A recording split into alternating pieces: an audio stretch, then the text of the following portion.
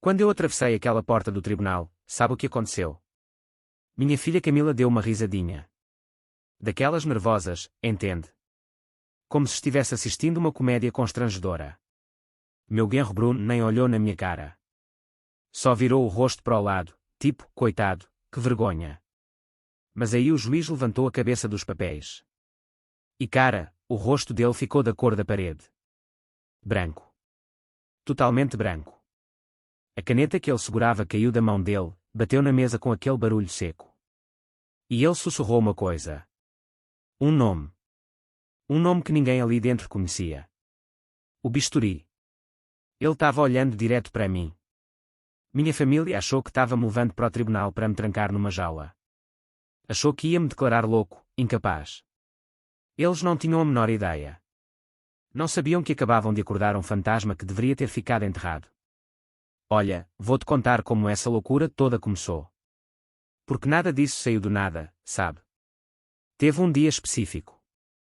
O momento exato em que eu percebi que para a minha própria família, eu tinha deixado de existir. Era um domingo.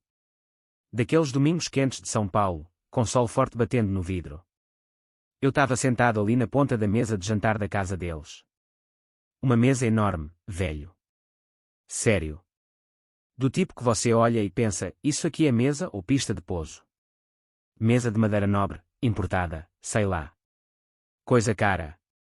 Camila, minha filha, estava sentada no meio da mesa com o Bruno, meu genro. Os dois comandando tudo. A casa deles é uma mansão em Morumbi. Piscina, jardim, segurança 24 horas. Você conhece o tipo. Bruno, a piscina tem que ser infinita, ela disse, mexendo no celular sem nem olhar para ele. Tem que parecer que a água cai direto na cidade. Senão não fica sofisticado. Bruno, o meu genro, é aquele tipo de cara que usa terno de grife até para tomar café em casa. Ele nem levantou a cabeça. O que você quiser, amor. Quando o negócio de Campos do Jordão fechar, você vai poder ter até piscina de champanhe se quiser. Ele falou isso com aquele tom de quem quer que todo mundo ouça. Sabe? Olha como eu sou bem-sucedido. Olha quanto dinheiro eu tenho. É um negócio de 100 milhões, no mínimo, ele continuou, agora olhando para o celular também. Já é sucesso garantido. E eu? Eu estava ali. Sentado. Invisível. Eles falavam sobre empreiteiros, sobre a festa beneficente que a Camila estava organizando, sobre viagens. Falavam através de mim. Como se eu fosse um móvel velho. Uma poltrona herdada que ninguém sabe onde colocar, mas que não tem coragem de jogar fora. Meu nome é Ricardo Mendes. Tenho 69 anos. E naquele domingo, eu era um fantasma na minha própria família. Deixa eu te contar como cheguei até ali. Porque não foi sempre assim. 8 anos atrás, minha esposa Helena morreu. Câncer. Foi rápido e doloroso. O tipo de coisa que arranca um pedaço da sua alma e não devolve mais. A gente tinha uma casa grande na Granja Viana. Casa cheia de memórias. Cheia dela. Depois que ela se foi, eu não aguentei mais ficar lá. Cada cômodo gritava o nome dela. Cada porta que eu abria, eu esperava ver ela do outro lado. Então eu vendi. Vendi tudo. Comprei uma casa de hóspedes pequena aqui no terreno da Camila e do Bruno. Uma casinha simples nos fundos da propriedade. Pensei, vou ficar perto da minha filha. É o que a Helena ia querer. Ela sempre quis que a gente fosse uma família unida. Mas a verdade é que eu me tornei um peso. Um velho chato que eles tinham que aguentar.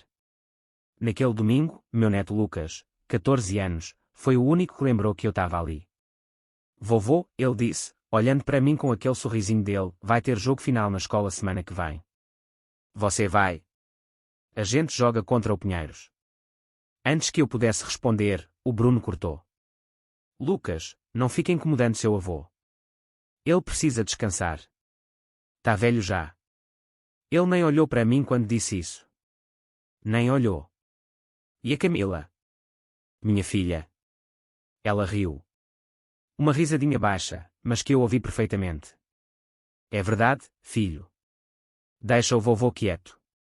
Ele já deve estar cansado só de estar sentado aí. Eles decidiram por mim. Decidiram que eu estava cansado. Decidiram que eu não tinha energia. Decidiram tudo. Sem me perguntar nada. Eu fiquei ali, olhando para o prato. Tinha um pedaço de aspargo frio no canto. Eu só olhei para ele e não falei nada. Porque era isso que eu sempre fazia. Ficava quieto. Engolia. Achava que estava sendo paciente, sendo educado. Mas a verdade é que eu estava dando permissão. Permissão para eles me pisotearem. E aí, 3 dias depois, o Bruno apareceu na porta da minha casa. Isso era raro. Raríssimo. Ele evitava a minha casinha como se fosse contágio. Acho que porque não tinha mármore italiano nem torneira banhada a ouro. Ele chegou com uma garrafa de vinho na mão. Vinho caro. Daqueles que custam mais que o aluguel de um apartamento. Para você, Ricardo. Vinho especial. O melhor. Ele sabia que eu não bebo. Meu cardiologista deixou claro depois da cirurgia de ponte de safena. 0 álcool. Mas ele não ligou. Ele só queria fazer a cena. Bruno sempre foi vendedor. Vendia apartamentos de luxo, vendia sonhos, vendia mentiras. Ele tinha aquele jeito. Sabe quando você sente que alguém está te avaliando? Calculando quanto você vale. Era assim com ele. Ele nem perdeu tempo com papo furado. Ricardo, olha só. Sentado em cima da maior oportunidade da minha vida. Um resort em Campos do Jordão. Já está quase fechado, mas deu um probleminha com alvará. Nada demais. Só preciso mostrar liquidez para o banco. Uma garantia temporária. Ele se aproximou. O perfume dele era forte demais. Enjoativo. Você tem essa casa aqui. Está quitada, né? Não tem dívida nenhuma. Você só precisa colocar ela como garantia de um empréstimo. 800 mil reais. Só isso. Ele viu que eu não respondi na hora e acelerou.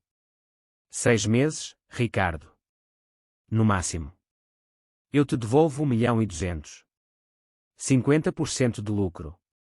Você não acha isso em banco nenhum. Eu olhei para ele. Olhei bem nos olhos. E percebi uma coisa. Ele não estava entusiasmado. Ele estava desesperado. Tinha suor na testa dele. As mãos tremiam levemente. Bruno, eu disse, bem calmo. Tenho 69 anos. Não estou mais na idade de arriscar. Meu dinheiro é para a minha aposentadoria. Para as minhas contas de remédio e médico. A resposta é não. E cara, a mudança foi instantânea. A máscara caiu. O sorriso sumiu. Apareceu outra pessoa. Uma pessoa fria. Raivosa. Não acredito, ele disse, a voz baixa mas cheia de veneno. Não acredito nisso. Depois de tudo que a gente faz por você. Você mora aqui de graça, na nossa terra. Eu paguei por essa casa, Bruno, eu interrompi. E você não move um dedo para ajudar a própria família. Puta egoísmo, velho. Você é um egoísta. O que ele não sabia, e eu nunca contei para ninguém, é que quando eu comprei essa casinha 8 anos atrás, eu não comprei só ela. Eu comprei o terreno todo. Os 2 hectares. A mansão dele está no meu terreno. Eles pagam R$ 1 por ano de aluguel simbólico. Contrato de 99 anos. Ele acha que eu vivo de favor. Mas a verdade. Ele é que vive na minha terra. Bruno pegou a garrafa de vinho e jogou na mesinha de centro. Com força. Achei que ia quebrar. Você vai se arrepender disso. Vai se arrepender de ser tão mesquinho. Ele saiu batendo a porta. E eu fiquei ali, olhando a foto da Helena na minha mesa. A foto tremeu com a porta batendo. Uma semana depois, eu acordei de madrugada. 3 da manhã. Com uma dor no peito. Não era dor aguda. Era aquela pressão. Aquela sensação de aperto. Dor que vai para o braço esquerdo. Angina. Estresse. Meu médico já tinha avisado. Ricardo, qualquer coisa, você liga. Não fica fazendo herói. A primeira coisa que eu fiz foi ligar para a casa principal. Para o quarto da Camila. Ela atendeu no quarto toque. Voz arrastada, irritada. Pai. Que foi? Tá de madrugada. Camila, não tô bem. Dor no peito. Não é grave, acho, mas será que você pode me levar no hospital? Só para dar uma olhada. Silêncio.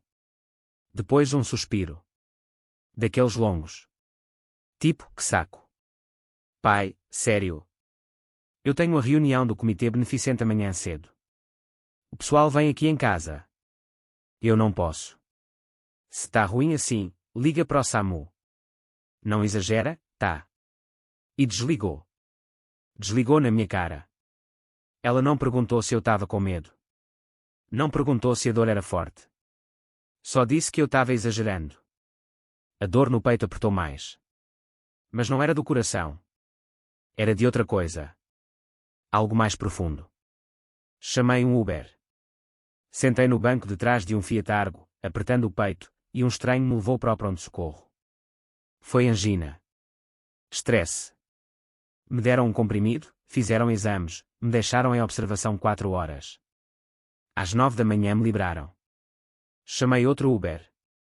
Quando o carro parou no portão da propriedade, eu vi a Range Rover branca da Camila. Não estava em casa. Estava estacionada na frente do spa dos Jardins. A reunião dela. Naquele momento, eu entendi tudo. Eles não me viam como pai. Não me viam como avô. Me viam como um problema. Um incomodo. Algo a ser ignorado. E foi nesse dia que alguma coisa dentro de mim quebrou. Ou talvez tenha acordado. No dia seguinte, de manhã, eu estava tomando café. Café preto.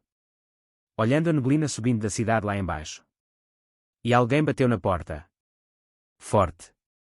Batida profissional. Não era o Bruno. Era um oficial. Ricardo Mendes. Sim. Entrega judicial. Assina aqui. Ele me entregou um envelope branco. Grosso. Pesado. Voltei para dentro. Sentei. Peguei o abridor de cartas que a Helena me deu há 30 anos. Abri devagar. Petição judicial. Ação de interdição. Vara de Família de São Paulo. Os autores, Bruno Tavares e Camila Mendes Tavares. O réu, eu.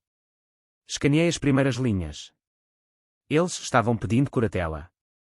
Alegavam que eu não tinha mais capacidade mental para administrar meus bens. Que eu era um risco para mim mesmo. Estavam me chamando de louco. De senil. De incapaz. Virei a página. Anexo A, laudo psicológico. Dr. Marcelo Santos. Psiquiatra. Li o laudo. Dizia que eu tinha demência avançada. Delírios paranoicos. Incapacidade de discernimento. Eu olhei para o nome, Dr. Marcelo Santos. E eu ri. Uma risada seca. Amarga. Porque eu nunca na minha vida, conheci ninguém com esse nome. Eles não sabiam. Não faziam ideia de quem eu era.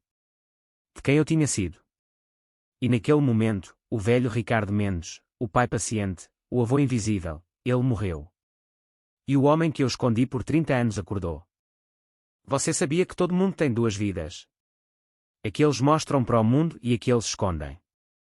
A minha vida escondida estava trancada num comodo que nem a Camila, nem o Bruno, nem ninguém sabia que existia. No fundo da minha casinha, tem um closet. Um armário de roupas comum. Ternos velhos pendurados, sapatos empoeirados. Nada de especial. Mas se você afastar os ternos, vai ver uma porta. Uma porta de aço. Com leitor biométrico. Eu pressionei meu polegar no vidro frio. Luz verde. Um clique pesado. A porta abriu. E eu entrei no meu verdadeiro mundo. Não tinha cama ali dentro. Não tinha poltrona. Não tinha TV. Era um escritório. Mas não qualquer escritório. 3 monitores de computador na parede. Servidores. Arquivos trancados. Telefone via satélite criptografado. Estantes do chão ao teto cheias de documentos, pastas, registros. O ar ali dentro era gelado. Controlado. Como uma sala de cirurgia. Bruno achava que eu era um contador aposentado. Um velhinho que passou a vida somando números em planilhas de Excel. Ele achava que minha maior conquista tinha sido juntar dinheiro suficiente para me aposentar em paz. Ele não fazia ideia. 30 anos atrás, em Brasília, eu não era o Ricardo. Eu era outra pessoa. CEOs de empresas bilionárias, políticos corruptos, senadores, todos eles tinham outro nome para mim. Eles me chamavam de o Bisturi. Eu era o investigador-chefe de crimes financeiros do Ministério da Justiça. Quando os números não batiam, quando as contas não fechavam, quando alguém estava escondendo dinheiro e ninguém conseguia provar, eles mandavam eu. Eu não apenas seguia o dinheiro. Eu dissecava ele. Abria conta por conta. Rastreava cada centavo. Cada transferência. Cada movimento. Eu encontrava os tumores financeiros que todo mundo tinha perdido. Eu coloquei 12 executivos de alto escalão na cadeia. Com uma única planilha. Larguei tudo. Enterrei o Bisturi. Enterrei ele no dia que a Helena recebeu o diagnóstico de câncer. Troquei meu escritório em Brasília por salas de espera de hospital. Troquei investigações por quimioterapia. Fiz isso sem pensar duas vezes. Porque era o certo. Eu me tornei um marido em tempo integral. Depois viúvo. Depois um pai tentando se reconectar com uma filha que mal conhecia. Depois um avô invisível. Deixei o Bisturi morrer porque minha família precisava do Ricardo. Mas hoje o Bruno e a Camila acabavam de me dar um motivo para ressuscitar ele. Sentei na cadeira do escritório. Liguei os monitores. A luz azul iluminou meu rosto. Eu não tinha usado aquele sistema em 10 anos.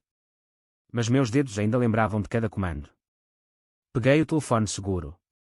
Não o telefone normal. O satélite. Disquei um número de 11 dígitos. Um número que eu não usava há uma década. Mas um número que eu nunca esqueci. Tocou 2 vezes. Uma voz profissional atendeu do outro lado. Letícia Cardoso. Letícia, eu disse, a voz firme. É o Ricardo Mendes. Silêncio. Um silêncio longo. Depois ela soltou o ar. Chocada. Senhor Mendes. Meu Deus. Eu achei que o senhor tinha sumido do mapa. Meu pai sempre pergunta por você. Ele sempre quis saber o que aconteceu com o Bisturi. Estou em São Paulo, Letícia. Preciso de você aqui amanhã. Traga a sua melhor equipe. Os que sabem cavar fundo. Outro silêncio. Mais curto. A surpresa tinha ido embora. Agora era só aço. Me diz o que eles fizeram, Sr. Mendes. Entraram com pedido de curatela. Dizem que eu sou senil. Querem controlar tudo que eu tenho. E aí eu ouvi um som do outro lado da linha. Não era uma risada de humor. Era uma risada de descrença. De raiva. Eles estão dizendo que você é senil. Eles não têm ideia, né? Não têm ideia de quem acabaram de tentar prender numa jaula. A voz dela mudou. Virou negócio puro. Entendido, Bisturi? Tô a caminho. Só me diz, onde você quer que eu faça o primeiro corte? Desliguei. E pela primeira vez em muito tempo, eu senti algo. Não era raiva. Não era tristeza. Era foco. Aquele foco gelado de cirurgião antes de abrir o paciente. Letícia Cardoso chegou no dia seguinte. 10 da manhã. Em ponto. Ela não parecia uma advogada de novela. Sem bolsa de grife. Sem salto alto chamativo. Ela usava um terno escuro simples. Cabelo preso num coque apertado. Olhos da cor de aço. Ela carregava uma única maleta fina. Ela era o oposto do Bruno. Ela era substância. Não estilo. Ela era a filha do pai dela. Ela não perdeu tempo com conversa fiada. Entrou no meu escritório secreto, os olhos varrendo a sala, os servidores, os monitores, os arquivos trancados. Ela deu um único aceno de apreciação. Eles realmente não têm ideia, né? Ela disse. Não era uma pergunta. Eles acham que eu sou um velho confuso, eu respondi, deslizando a petição pela mesa. E eles trouxeram a prova deles. Anexo A. Um Dr. Marcelo Santos. Letícia pegou o documento. Ela não leu tudo. Só escaneou o nome e a assinatura. Dr. Marcelo Santos. Avaliação psicológica. Ela pegou o tablet da maleta e digitou o nome num banco de dados seguro.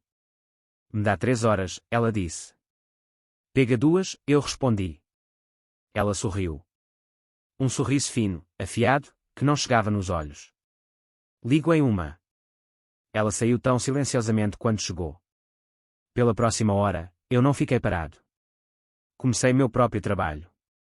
Comecei a mapear a arquitetura financeira da Walls Empreendimentos Ltda e das outras empresas que eu sabia que o Bruno tinha criado. Eu estava construindo o esqueleto. A Letícia ia-me trazer a carne. Minha linha segura tocou exatamente 58 minutos depois. Atendi. Ricardo, Letícia aqui. Isso foi rápido. Não foi difícil, ela respondeu, a voz nítida, digital, sem emoção. Quando eles são desleixados, os fios ficam no chão esperando para serem puxados. Ricardo, você não vai acreditar nisso. Tenta. Tá bom. Primeiro, Dr. Marcelo Santos não é psicólogo. Esperei. Ele não é psiquiatra. Não é neurologista. Nem é clínico geral. Eu senti-o, mas chegando. O que ele é, Letícia? Ele é dentista. Deixei a palavra ficar suspensa no ar. Um dentista. Um homem que raspa tártaro e faz obturação. Um homem que tinha assinado um documento legal me declarando mentalmente incompetente. A arrogância pura disso era de tirar o fôlego. Um dentista, repeti, a voz plana. Ou era um dentista, Letícia corrigiu. O Conselho Regional de Odontologia de São Paulo cassou a licença dele há 5 anos. Permanentemente. Agora a gente estava chegando em algum lugar. Essa era a primeira peça de verdade. Porquê? Escolhe, ela disse. Eu ouvi ela digitando. Fraude de seguro em massa. Cobrança de cirurgias que nunca aconteceram. E a especialidade dele, prescrição ilegal de opioides. Milhares de comprimidos. Ele estava rodando uma clínica de receitas falsas numa galeria na Lapa. Então o Bruno não tinha encontrado um especialista que podia ser subornado. Ele tinha encontrado um criminoso. Um profissional desgraçado, desesperado por dinheiro e já comprometido. Um homem sem nada a perder. Mas essa revelação levava à verdadeira questão. A questão que importava mais que a resposta. Letícia, eu disse, me inclinando para a frente. Isso é específico. Isso não é um nome que você acha no Google. Um incorporador imobiliário de alto nível como o Bruno não simplesmente conhece um dentista desgraçado de uma galeria na Lapa. Como ele encontrou esse cara? Isso, disse Letícia, a voz apertando, foi o que eu passei os últimos 40 minutos cavando. Você tá certo. Não foi uma conexão social. Não foi sorte. Foi financeira. Continua. Tô olhando o processo criminal do Dr. Santos agora. Quando ele foi preso há 5 anos, ele enfrentava 10 acusações criminais. Fiança foi de R$200.000. Ele não tinha. Um fiador, eu murmurei, minha mente já conectando os pontos. Exatamente. Um fiador cobriu a nota. Mas o fiador precisava de um avalista. Alguém para assinar embaixo. Para garantir a grana caso o Santos fugisse. Eu senti um frio no peito que não tinha nada a ver com minha condição cardíaca. Quem foi o avalista, Letícia? Ela pausou. Só por um segundo. Para deixar o impacto cair. Uma empresa de fachada. Uma LTDA registrada no Paraná com um único propósito, gestão de ativos. Qual o nome da empresa? Perguntei, embora já soubesse a resposta. Walls Empreendimentos Limitada. Meu Deus. Me encostei na cadeira. As peças não apenas caíram no lugar.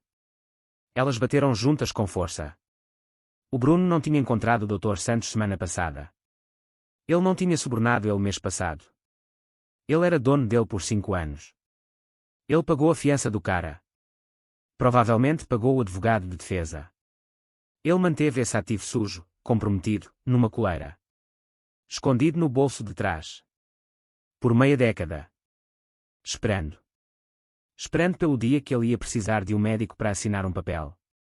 Isso não foi um ato impulsivo de ganância porque eu recusei o empréstimo dele. O pedido de empréstimo foi só ele testando as águas. Isso era um plano de contingência. Isso era premeditado. Ele tinha planejado me declarar incompetente e agarrar meus bens por anos. Letícia, eu disse, minha voz baixa e dura. Você desarmou a arma principal deles. Você neutralizou o especialista médico. Agora é minha vez. Você continua cavando no lado legal. Procura tudo que puder dos arquivos do caso dos Santos. Acha o nome do advogado que o Bruno contratou. Eu cuido dos números. Ela acenou, já saindo pela porta. Cuidado, bisturi. Eles é que deveriam ter tido cuidado, respondi. Fechei a porta do escritório. O mundo encolheu até o brilho dos meus 3 monitores. Era aqui que eu vivia. Não na casinha silenciosa de hóspedes. Mas aqui. Dentro dos dados. O Bruno achava que eu era uma relíquia. Achava que finanças na minha época eram feitas em livros razão de papel com viseiras verdes. Ele não tinha conceito do que eu era. Eu era um fantasma digital. E eu estava prestes a assombrar cada servidor que ele já tinha tocado. Comecei com a empresa que pagou a fiança dos Santos, o Als Empreendimentos Limitada. Era uma LTDA do Paraná. Claro. Anônima. Protegida. O Bruno era desleixado, mas não era burro. Ele sabia o básico de proteção de ativos. Ele tinha feito camadas na estrutura corporativa dele.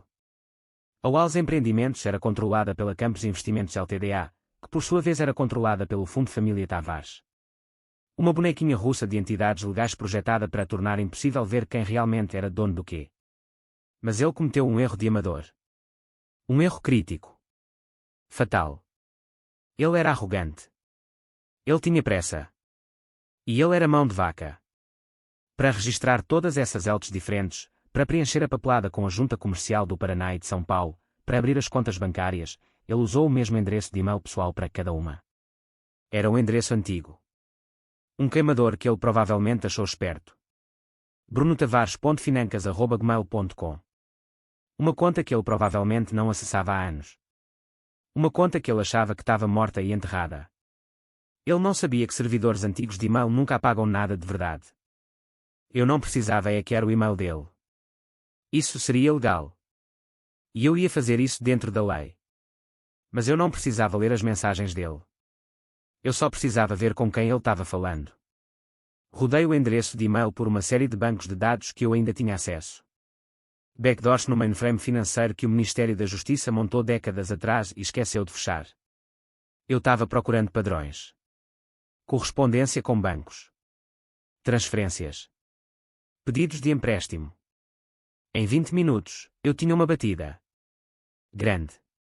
O endereço de e-mail estava amarrado a uma sala de dados segura. Um cofre virtual onde credores e tomadores de empréstimo trocam documentos financeiros sensíveis. E o Bruno tinha estado muito ocupado. A sala de dados não era com um banco normal. Não era Itaú nem Bradesco. Era com uma firma de private equity. Um nome que fez os pelos do meu braço arrepiarem. Abutre Capital S.A. Esses não eram banqueiros. Eram capitalistas abutres. Eles não dão empréstimos para negócios estáveis. Eles encontram homens desesperados como o Bruno. Homens que já foram recusados por todo mundo. E eles oferecem uma tábua de salvação. Uma tábua de salvação amarrada a uma âncora. Eu não tinha acesso à sala de dados em si. Mas eu tinha acesso aos logs do servidor. Eu podia ver os nomes dos arquivos. Eu podia ver os assuntos dos e-mails. E era tudo que eu precisava. Era um banho de sangue. O negócio de 100 milhões do Bruno em Campos do Jordão não era uma coisa certa. Era um desastre categórico. Ele não tinha apenas batido numa parede. Ele tinha acabado com o dinheiro no meio da construção. Ele tinha falsificado seus relatórios de liquidez para conseguir o empréstimo inicial. Ele tinha mentido para os empreiteiros dele, que agora estavam entrando com penhoras. Ele não tinha apenas queimado alguns milhões. Os logs mostravam uma queima total de capital de 95 milhões de reais. 95 milhões. E a Abutre Capital tinha descoberto. Os e-mails não eram mais educados. Eram frenéticos. Um monte de avisos automáticos de inadimplência. Depois os e-mails pessoais. O Bruno implorando por uma extensão. Só mais 60 dias. O projeto é sólido. É um problema temporário de fluxo de caixa. E depois o e-mail final. O que explicava tudo. Era da Abutre Capital.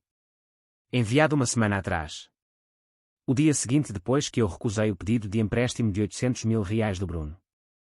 Era uma chamada de capital. O fundo não estava apenas bravo. Eles estavam ativando a cláusula de emergência no contrato deles. Eles estavam exigindo um pagamento de juros imediato em montante fixo. Não 800 mil reais. 10 milhões de reais. Eles deram um prazo para ele. 10 dias úteis. Se ele não pagasse, eles não iam apenas agarrar a propriedade de Campos do Jordão. Eles iam ativar a cláusula de garantia cruzada no contrato dele. Uma cláusula que eu tinha certeza que ele tinha assinado sem ler. O que significava que eles iam agarrar tudo. A empresa Wallace Empreendimentos. A mansão. A Range Rover da Camila. Cada centavo em cada conta amarrada ao nome dele. Eles iam acabar com ele. Eu olhei para a tela. As peças se encaixando com uma lógica horrível e perfeita. Ele não precisava dos meus 800 mil reais como um empréstimo ponte. Ele precisava disso como um pagamento desesperado de boa-fé para assegurar os lobos. E quando eu disse não, ele ativou o plano de contingência dele. O plano que ele tinha ficado sentado em cima por 5 anos.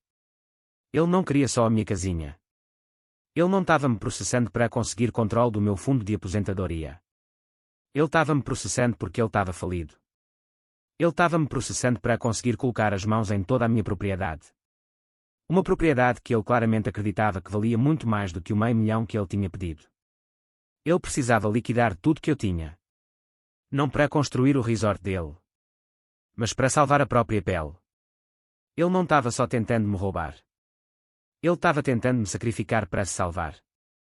E naquele momento, uma nova pergunta se formou na minha cabeça. Uma pergunta fria e dura que se instalou no meu estômago.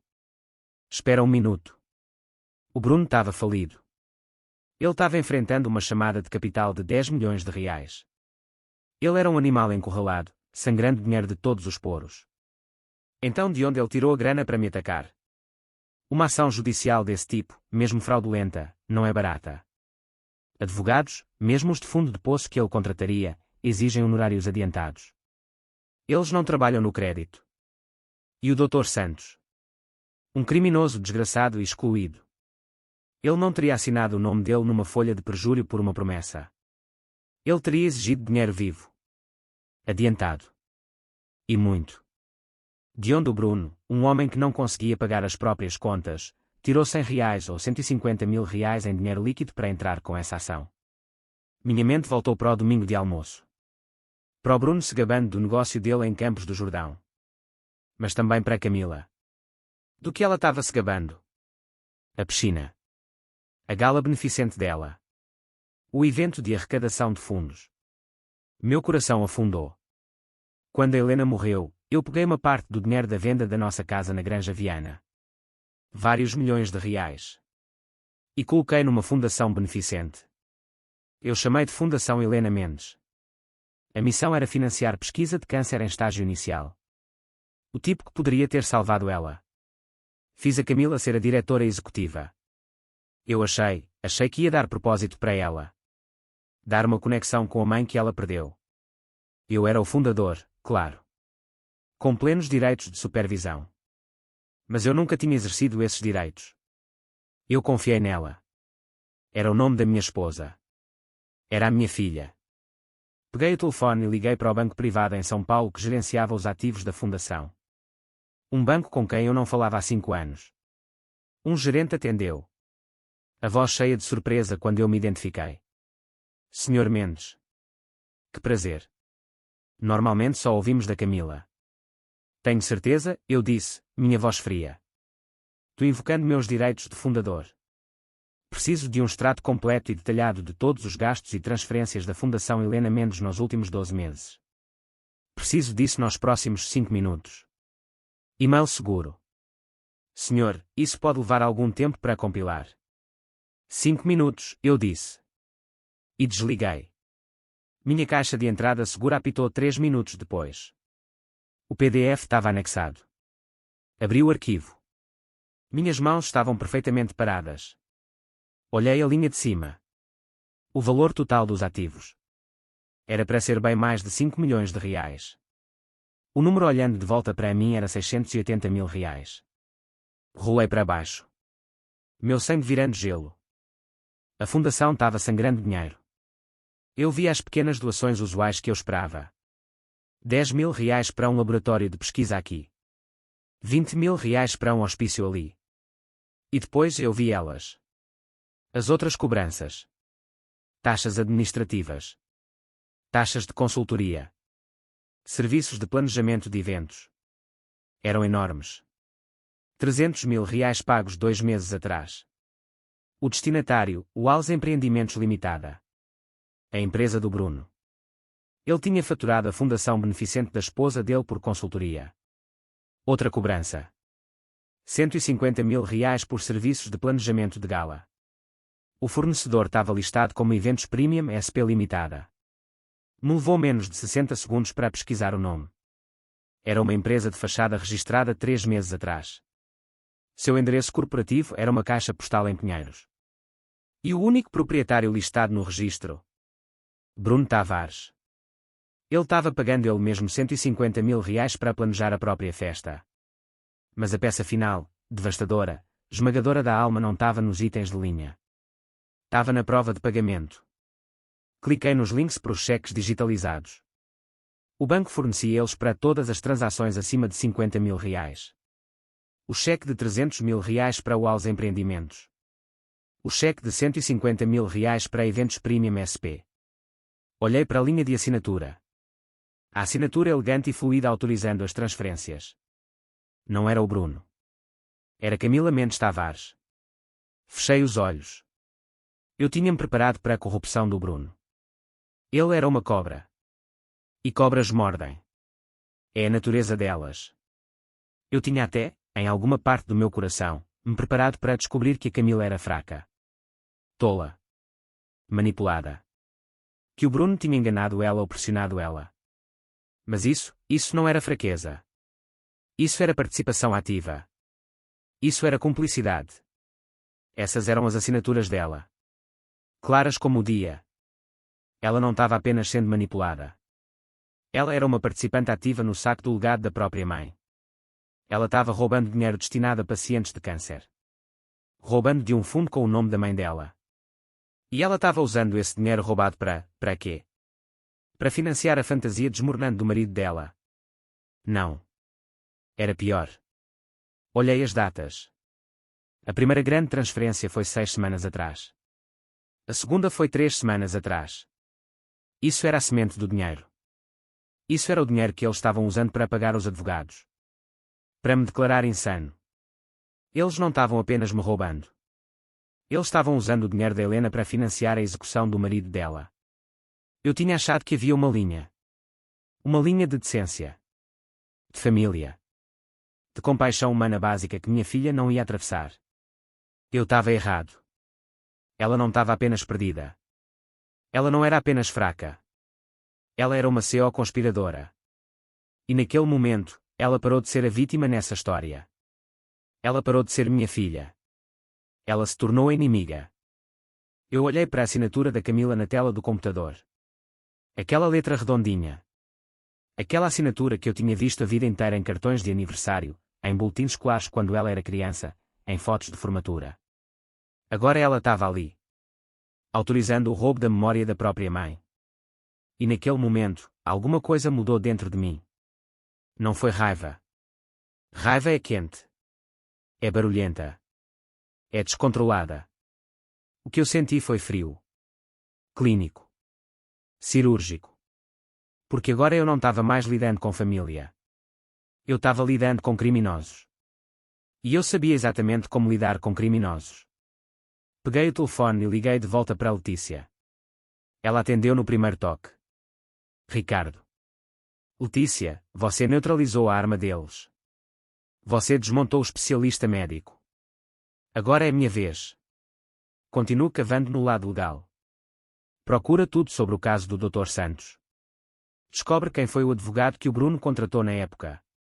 Eu vou cuidar dos números. Entendido? Ela disse. Já dava para ouvir ela digitando do outro lado. Alguma coisa específica que você está procurando? Padrões, eu disse. Conexões. Quanto mais fundo você cavar, mais sujeira vai encontrar. O Bruno não é esperto o suficiente para ter feito isso sozinho. Ele teve ajuda. Descobre de quem. Pode deixar. Desliguei. Por 3 horas, eu não fiz mais nada. Só trabalhei. Meus dedos voavam pelo teclado. Abrindo contas. Rastreando transferências. Seguindo o dinheiro. O Bruno tinha criado um labirinto. Empresa atrás de empresa. Conta atrás de conta. Tudo projetado para esconder o que ele estava realmente fazendo. Mas labirintos têm padrões. E eu era especialista em encontrar padrões. Descobri que o Alves Empreendimentos não era apenas a empresa dele de incorporação imobiliária. Era uma casca. Um disfarce. Por baixo dela havia mais 5 empresas. Todas registradas em estados diferentes. Todas com nomes genéricos. Desenvolvimento Campos Verdes S.A. Investimentos Planalto Limitada Construtora Horizonte S.A. E todas elas tinham a mesma coisa em comum, estavam sangrando dinheiro. O projeto de Campos do Jordão não era a única bomba. Era apenas a maior. Ele tinha projetos fracassados em Ribeirão Preto, em Campinas, em Santos. Obras paradas. Fornecedores não pagos. Processos empilhados. Esse homem não era um empreendedor de sucesso. Ele era um apostador falido tentando desesperadamente cobrir as perdas. E quando o dinheiro dele acabou, ele foi atrás do dinheiro da esposa. Do dinheiro da sogra morta. E agora ele estava vindo atrás do meu. Eu segui o rastro financeiro até o fim. Até a fonte. E foi quando eu encontrei ela. A empresa que estava financiando tudo. A empresa que tinha o Bruno pela garganta. Abutre Capital S.A. Não era um banco comum. Era um fundo de private equity especializado em investimentos de alto risco. O tipo de empresa que empresta dinheiro para a gente desesperada com taxas de juros que deveriam ser ilegais. Eles tinham dado ao Bruno um empréstimo de 50 milhões de reais. Com juros compostos de 24% ao ano. E cláusulas que permitiam eles tomarem tudo se ele falhasse. E ele tinha falhado. Eles tinham emitido a chamada de capital. 10 milhões. Imediato. Ou eles tomavam tudo. O prazo era daqui a 5 dias. 5 dias. Foi quando eu entendi. O Bruno não tinha tempo. Ele não tinha escolha. Ele estava desesperado. E homens desesperados fazem coisas desesperadas. Como tentar declarar o sogro legalmente incompetente para roubar tudo que ele tem. Mas o que o Bruno não sabia, o que ele não podia nem imaginar, é que a Abutre Capital não era mais o problema dele. Porque eu conhecia o dono da Abutre Capital. Eu conhecia ele muito bem. Peguei o telefone seguro. Disquei um número que eu não usava há 15 anos. Um número direto. Privado. Tocou uma vez. 2 vezes. Uma voz atendeu. Grave. Confiante. Alô? Alô, Marcelo? É o Ricardo Mendes.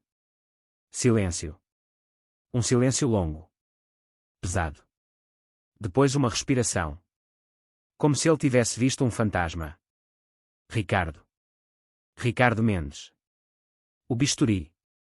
Meu Deus. Eu achei que você tinha morrido. Quase, eu disse. Mas ainda estou aqui. Marcelo, você tem um empréstimo ativo. Um devedor chamado Bruno Tavares. Um projeto em Campos do Jordão. 50 milhões. Ele está em default. Eu ouvi ele digitando. Rápido. Bruno Tavares. Sim. Tô vendo aqui. É um desastre. A gente vai executar a dívida dele segunda-feira. Tomar tudo. Por quê? Você conhece esse cara? Ele é meu genro, eu disse. E ele está tentando me destruir. Marcelo soltou uma risada. Não era de humor. Era de choque puro. Seu genro. Ele está tentando ferrar você. O cara deve ser suicida. Ricardo, o que você precisa? Eu quero a dívida, Marcelo. Toda ela. Quero comprar o empréstimo. O principal, os juros, a multa, tudo. Quanto? Ouvi ele calculando. Ricardo, a dívida total, com os juros compostos e as penalidades, está em 68 milhões. Mas é lixo tóxico. Você não vai recuperar nem metade disso. Eu não te compreendo como investimento, eu disse. Te compreendo para ser o credor dele. O único credor. Quero ele devendo para mim. Não para você. Houve uma pausa. Você quer ser o monstro. Exatamente. Quanto você oferece? 10 milhões. À vista. Transferência hoje. Sem rastro. Por uma empresa de fachada. Ninguém sabe que sou eu. 10 milhões por uma dívida de 68. Ricardo, você está basicamente me dando um presente. Você me salvou uma vez, Marcelo. Há 15 anos. Quando o Ministério Público ia te indiciar naquele escândalo da Petrolar. Eu achei as provas que te inocentaram. Você lembra? Silêncio. Depois um suspiro. Eu lembro. Eu nunca esqueci. Você me salvou da prisão. Me salvou de perder tudo. Então agora a gente tá quites. Não, Ricardo. A gente nunca vai tá quites. Mas aceito. 10 milhões. A dívida é sua. Meus advogados vão preparar a transferência. 1 hora. Confidencial. Ele não vai saber que foi você até você decidir contar. Obrigado, Marcelo. Não, Ricardo. Obrigado. E boa sorte. Boa caça. Desliguei. E pela primeira vez em dias, eu sorri. Não foi um sorriso feliz. Foi o sorriso de um cirurgião prestes a fazer o primeiro corte. Porque o Bruno não sabia. Ele não fazia a menor ideia. Ele não devia mais para a Abutre Capital. Ele devia para mim. E eu não era paciente. Eu não era misericordioso. Eu era o bisturi. E eu estava prestes a operar. Liguei para a Letícia de volta. Letícia, mudança de planos. Não vamos apenas nos defender. Vamos contra-atacar. Quero que você prepare uma ação de execução de dívida. Uma penhora. Imediata. Penhora de quê? Ela perguntou. De tudo. A mansão. Os carros. A empresa dele. Tudo que está no nome do Bruno Tavares. Ele está em default comigo. Eu sou o credor. E eu te cobrando. Agora. Ricardo, isso é guerra total. Não é guerra, Letícia. É justiça. E eu quero que você segure esse documento. Não protocola ainda. Segura. Vamos entregar isso para ele na hora certa. Que hora? No tribunal. Na frente do juiz. Na frente da minha filha. Eu quero que ele veja. Eu quero que ele entenda. Que no exato momento em que ele achava que ia me destruir, ele já estava destruído. Eu ouvi ela respirar fundo. Entendido, bisturi. Vou preparar. Mas Ricardo, você tem certeza disso? Olhei para a foto da Helena na minha mesa. Absoluta. Desliguei. O relógio marcava 18 horas. O sol estava se pondo lá fora. A cidade de São Paulo acendendo suas luzes. E eu estava sentado no escuro. Apenas o brilho azul dos monitores iluminando meu rosto. Eles tinham-me chamado de senil. De louco. De incapaz. Eles tinham tentado me apagar. Mas o que eles não sabiam é que você não apaga um fantasma. Você só acorda ele. E agora? Agora eu estava completamente acordado. A guerra tinha começado. E eu já tinha vencido. Eles só não sabiam ainda. 3 dias se passaram. 3 dias de silêncio absoluto. Eu não liguei para Camila. Não mandei mensagem. Não atravessei o jardim para bater na porta da mansão. Nada. Eles deviam estar achando que eu tinha desistido. Que tinha aceitado meu destino. Que estava sentado na minha casinha esperando o dia da audiência chegar, rezando para algum milagre. Mas eu não estava rezando. Eu estava afiando as facas. Na manhã do 3º dia, meu telefone normal tocou. Não o seguro. Comum. O número que a Camila tinha. Era ela. Atendi no quarto toque. Não queria parecer desesperado. Pai. A voz dela era estranha. Tensa. Forçadamente casual. Oi, Camila. Pai, Olha, eu sei que as coisas ficaram estranhas. O Bruno me contou que vocês conversaram e que não foi bem. É uma forma de dizer, eu respondi, mantendo minha voz neutra. Calma. Como um lago antes da tempestade. Mas pai, você precisa entender. A gente só quer o melhor para você. A gente está preocupado. Você tem andado confuso, esquecido. Aquele dia que você foi para o hospital, lembra? A gente achou que... Eu lembro perfeitamente, Camila, eu cortei, minha voz ainda calma. Perigosamente calma. Eu lembro que liguei para você pedindo ajuda. E você desligou na minha cara. Silêncio. Um silêncio longo e desconfortável. Pai, eu tinha compromisso. Você sabe como é. A fundação, as reuniões. A fundação. Nossa fundação. A Fundação Helena Mendes. Como está a fundação, Camila? Perguntei, cada palavra escolhida com cuidado cirúrgico. Tá bem. A gente tem a gala mês que vem. Vai ser linda. Você deveria vir. Deve ter custado caro organizar essa gala. Sim. Mas vale a pena. É tudo pela causa, né? Pela memória da mãe. Pela memória da mãe. Enquanto ela roubava o dinheiro que era para honrar essa memória. Eu mordi a língua. Não era a hora. Ainda não. Camila, porque você ligou. Ela hesitou. Depois soltou tudo de uma vez. Pai, sobre a audiência. É amanhã. Você contratou um advogado. Então era isso. Ela estava verificando. Querendo saber se eu ia aparecer indefeso, sozinho, um velho confuso pronto para ser abatido. Contratei, eu disse, simplesmente. Outra pausa. Ela não esperava isso. Sério. Que bom, pai. Fico feliz. Olha, eu só quero que você saiba que não importa o que aconteça, você ainda é meu pai. E a gente sempre vai cuidar de você. Cuidar de mim. Como se eu fosse um animal de estimação. Um cachorro velho que não consegue mais andar sozinho. Obrigado, Camila. Até amanhã então. Até amanhã, pai. Desliguei. E olhei para o telefone por um longo tempo. Aquela ligação não foi de preocupação. Foi reconhecimento. Ela estava medindo o inimigo. Tentando sentir se eu era uma ameaça ou apenas uma formalidade. Ela ia descobrir amanhã. Naquela noite, véspera da audiência, eu fiz algo que não fazia há anos. Fui até o closet. Afastei os ternos velhos. Mas dessa vez não entrei no escritório secreto. Fui até o fundo. Onde ficava guardado um terno que eu não usava há uma década. Um terno alfaiataria. Cinza chumbo. Corte inglês. Feito sob medida em Londres há 20 anos, quando eu ainda era o bisturi.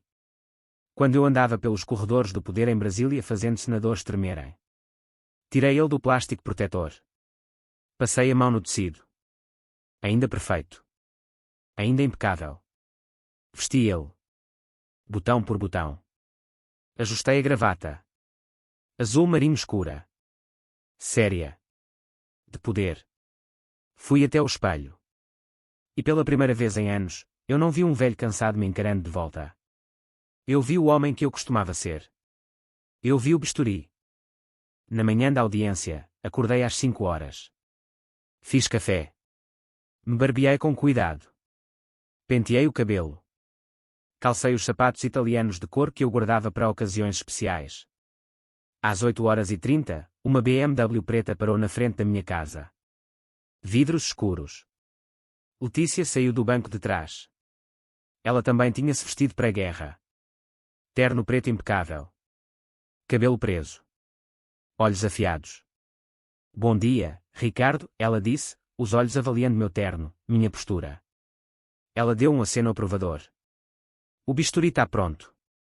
Sempre estive, respondi. Entrei no carro. Ela entrou atrás de mim. E a gente partiu em silêncio. No caminho, ela abriu a maleta.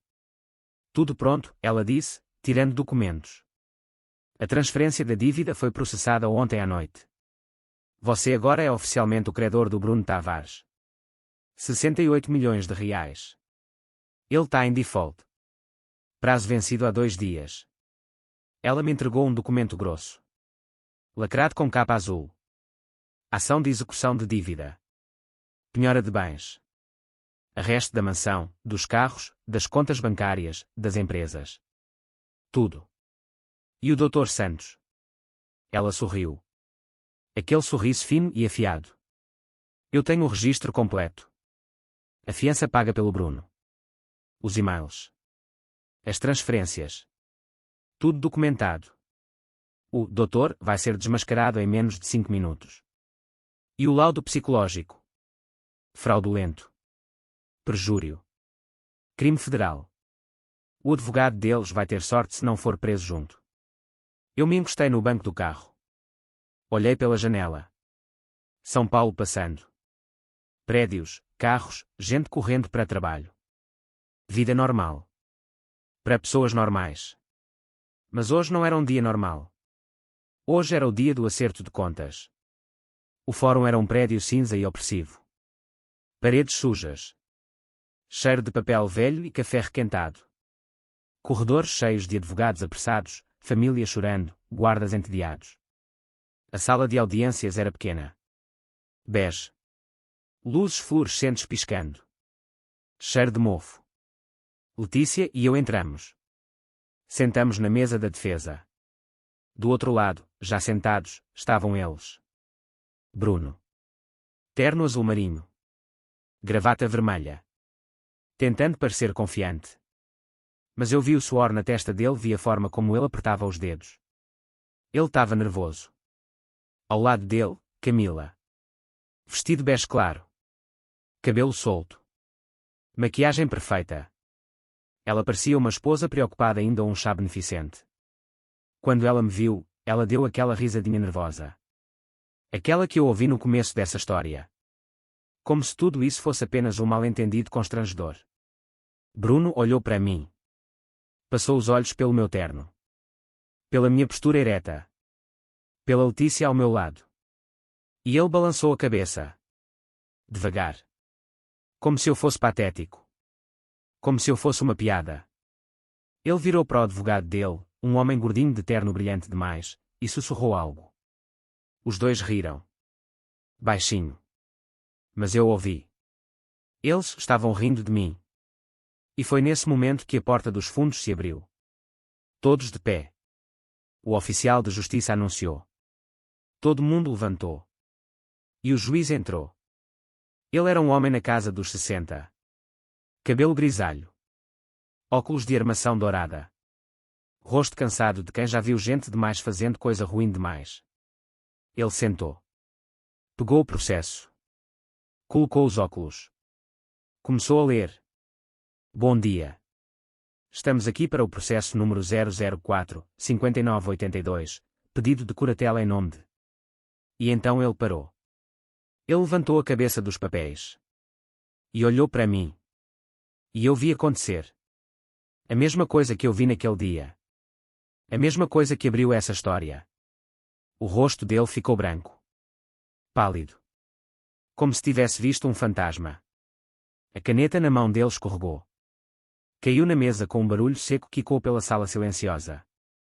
E ele sussurrou. Tão baixo que quase ninguém ouviu. Mas eu ouvi. Eu sempre ouço. Meu Deus, não pode ser. O bisturi. Todos os olhares viraram para mim. Bruno parou de sorrir. Camila parou de respirar. O advogado deles ficou confuso, olhando para todo lado como se tivesse perdido o roteiro. E eu? Eu só olhei de volta para o juiz. E dei um único aceno. Quase imperceptível. Sim. Sou eu. O juiz engoliu seco.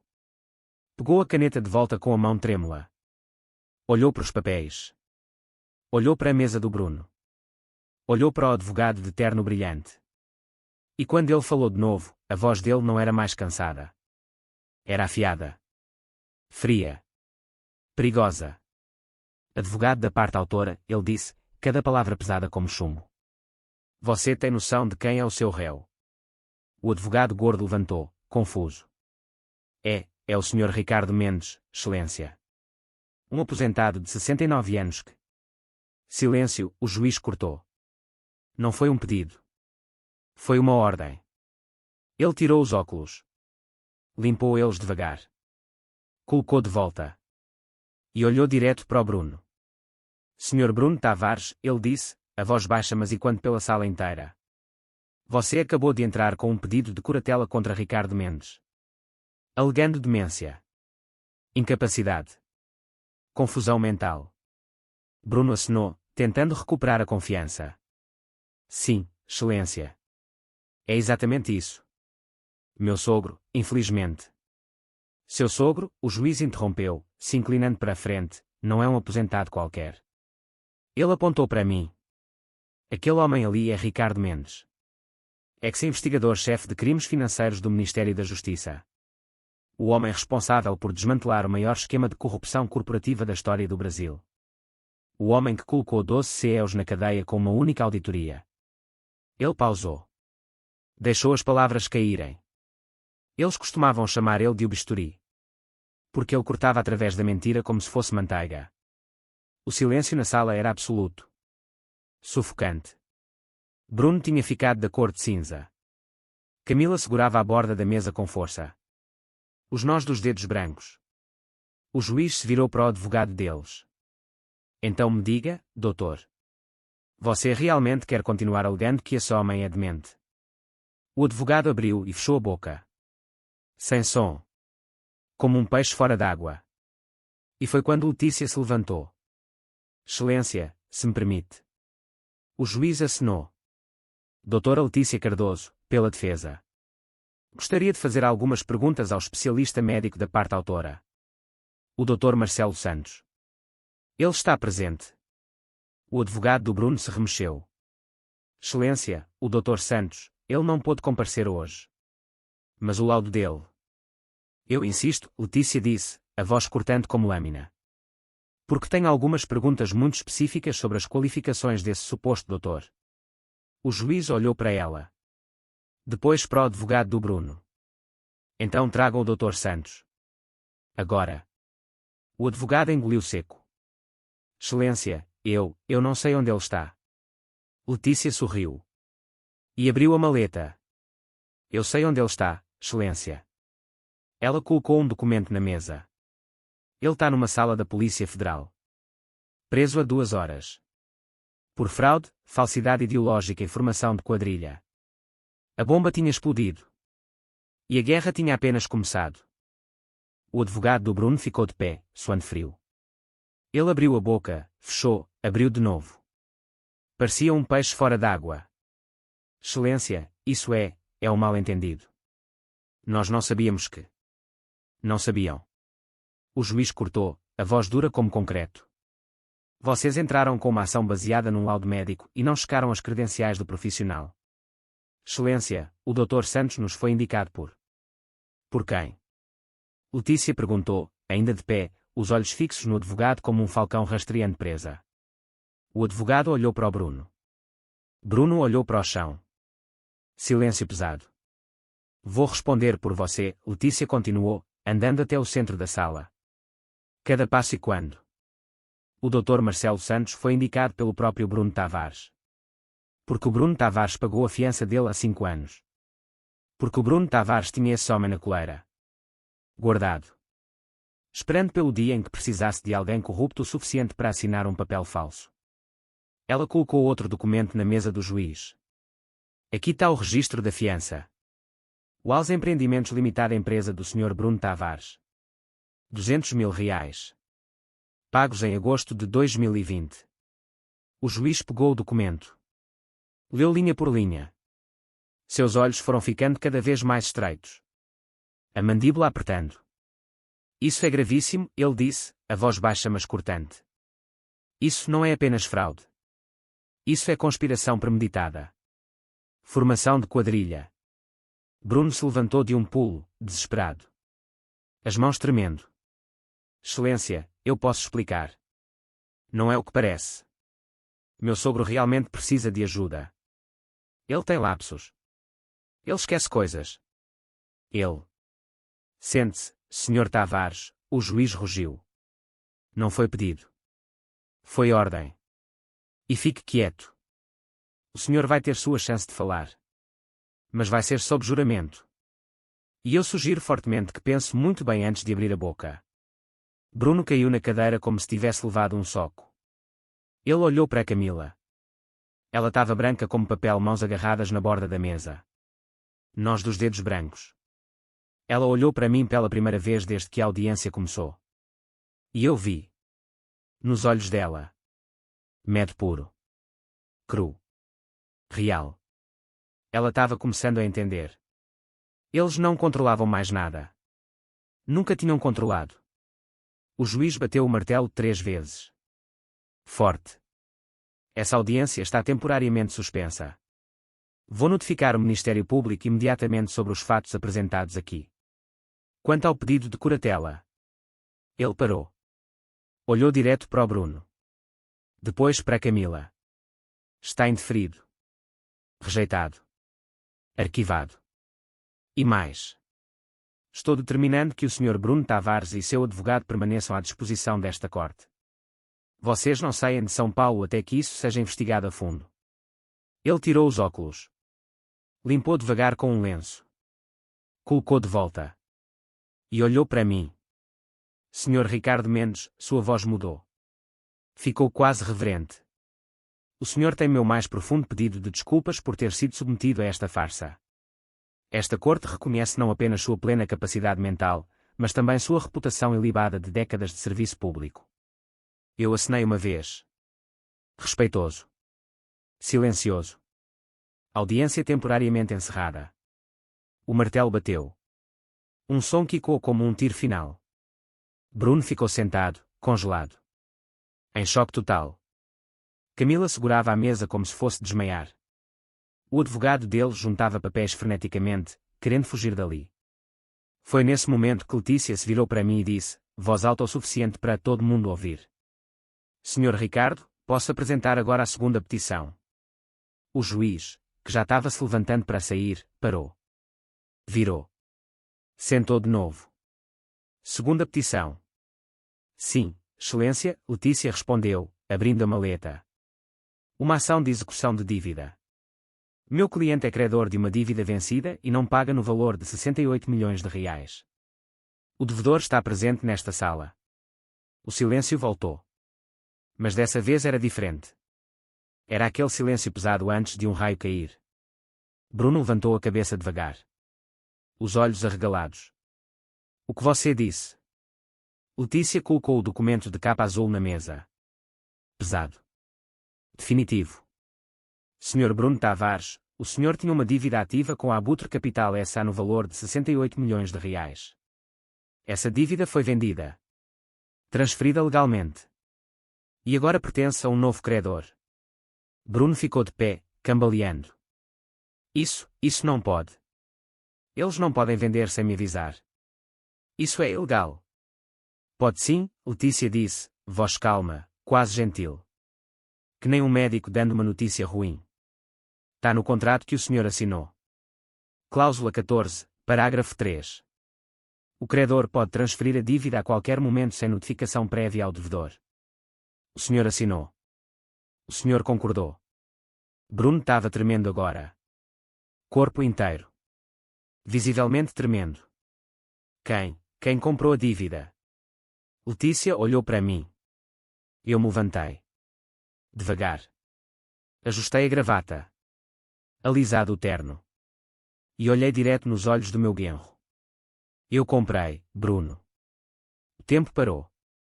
Camila soltou um som. Não foi grito. Foi algo mais primitivo. Como o som de algo se quebrando por dentro. Bruno abriu a boca. Fechou. Abriu de novo. Sem som. Só ar.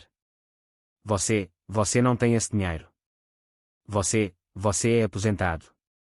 Você mora numa casinha. Você não pode. Eu posso sim, eu disse, cada palavra medida, cirúrgica. E eu fiz. Você agora me deve 68 milhões de reais. O prazo venceu há 3 dias. Você está em default. E eu estou executando a dívida. Agora. Aqui. Hoje. O mundo desabou em cima deles. E eu. Eu fiquei ali. De pé. Firme.